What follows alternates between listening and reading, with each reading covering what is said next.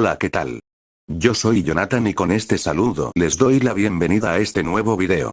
Video en el que hablaré de la relación de los niños y la ley de la atracción. Pero antes aclarar que yo no doy por cierta la ley de la atracción, yo solo la estoy poniendo a prueba. Dicho esto, comencemos.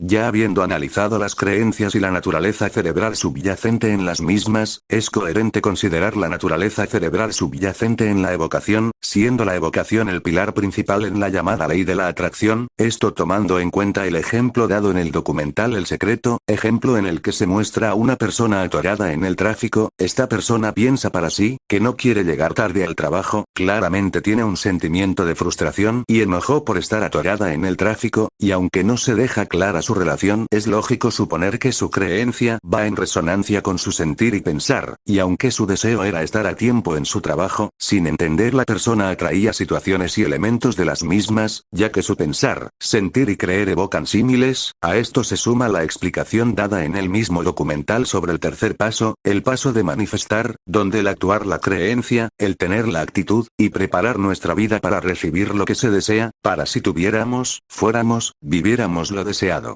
La evocación es un proceso fundamental en la ley de la atracción, y entender la naturaleza cerebral subyacente en ella es crucial para comprender cómo funciona esta llamada ley. El ejemplo del documental El Secreto es muy ilustrativo. La persona atorada en el tráfico tiene un deseo claro, llegar a tiempo al trabajo, pero su pensar, sentir y creer están enfocados en la frustración y el enojo por estar atorada. Esto crea una resonancia entre su creencia y su estado emocional, lo que atrae situaciones y elementos que se alinean con esa energía.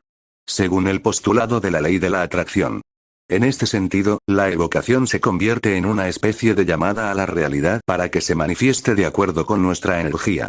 Si nuestra energía es negativa, frustración, enojo, miedo, atraeremos experiencias y situaciones que se alinean con esa energía. Por otro lado, si nuestra energía es positiva, alegría, gratitud, amor, atraeremos experiencias y situaciones que se alinean con esa energía. Es importante destacar que la evocación no es solo un proceso consciente, sino que también puede ser inconsciente. Nuestras creencias y patrones de pensamiento pueden estar operando en segundo plano, influyendo en nuestra energía y en la realidad que creamos. La evocación es un proceso fundamental en la ley de la atracción, y entender la naturaleza cerebral subyacente en ella es crucial para comprender cómo funciona esta llamada ley. Ahora bien, tomando en cuenta la necesidad de pensar, creer y sentir de acuerdo a lo que se desea para así evocar de manera similar, y la acción de manifestar que supone que nuestras acciones también atraen y por consiguiente debemos actuar como si ya tuviéramos lo deseado, concluyó que no hay manera de que un niño y más un bebé pueda manifestar. Dado que la manifestación requiere una alineación entre pensamientos, creencias y emociones, y también requiere acciones que se alineen con lo que se desea, es lógico concluir que un niño o un bebé no pueden manifestar de la misma manera que un adulto. Los niños y bebés no tienen la capacidad cognitiva ni emocional para entender y aplicar los principios de la manifestación. Su desarrollo cerebral y emocional aún está en proceso, y no tienen la capacidad para controlar sus pensamientos, emociones y acciones de manera consciente. Además, los niños y bebés están en una etapa de dependencia y vulnerabilidad, y su bienestar y seguridad dependen en gran medida de los cuidadores y adultos que los rodean. Por lo tanto, es importante reconocer que la manifestación no es algo que los niños y bebés puedan hacer de manera consciente. Sin embargo, es importante recordar que los niños y bebés están rodeados de energía y vibración, y que los adultos que los cuidan pueden influir en su entorno y bienestar a través de sus propias creencias, pensamientos y emociones. Los niños y bebés están en una etapa de desarrollo en la que no tienen el control consciente sobre sus pensamientos, emociones y acciones, y por lo tanto, están sujetos a las influencias del entorno que los rodea.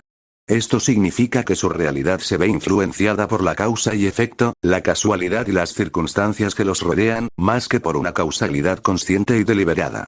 En este sentido, los niños y bebés están en una especie de modalidad de recepción en la que absorben y responden a las energías y vibraciones que los rodean, sin tener la capacidad de influir conscientemente en su realidad. Es solo a medida que crecen y desarrollan su conciencia y autoconciencia que comienzan a tener más control sobre sus pensamientos, emociones y acciones, y pueden empezar a influir de manera más consciente en su realidad. La infancia y la niñez son etapas críticas en el desarrollo humano, y es durante este período cuando se forman las bases de nuestra personalidad, nuestras creencias y nuestra percepción del mundo. Es en esta etapa cuando los niños y niñas están más receptivos a las influencias del entorno, y cuando las experiencias y las interacciones con los demás pueden dejar una huella duradera en su desarrollo mental y emocional. Las ideas y las creencias que se arraigan durante esta etapa pueden tener un impacto profundo en la forma en que nos percibimos a nosotros mismos y al mundo que nos rodea, y pueden influir en nuestras decisiones y comportamientos en la vida adulta. Por eso es tan importante proporcionar a los niños y niñas un entorno seguro, amoroso y estimulante, que les permita desarrollar una base sólida para su crecimiento y desarrollo futuro. El desarrollo mental es fundamental en esta etapa, ya que es la base para la formación de la personalidad, la inteligencia emocional y la capacidad para tomar decisiones y enfrentar desafíos en la vida. La ley de la atracción requiere una consciencia y una intención deliberada para atraer experiencias y realidades específicas. Sin embargo, los niños y bebés no tienen la capacidad cognitiva ni emocional para entender y aplicar estos principios. No tienen la consciencia para enfocar sus pensamientos y emociones de manera deliberada, ni para tomar decisiones conscientes sobre lo que desean atraer en sus vidas. Por lo tanto, no tiene sentido pensar en una relación directa entre los niños y bebés con la ley de la atracción, ya que no tienen la capacidad para participar en este proceso de manera consciente. En su lugar, es importante enfocarse en proporcionar un entorno seguro, amoroso y estimulante que les permita desarrollar y crecer de manera saludable, y que les brinde las herramientas y la resiliencia necesarias para enfrentar los desafíos de la vida. La ley de la atracción es solo uno de los muchos factores que pueden influir en la realidad.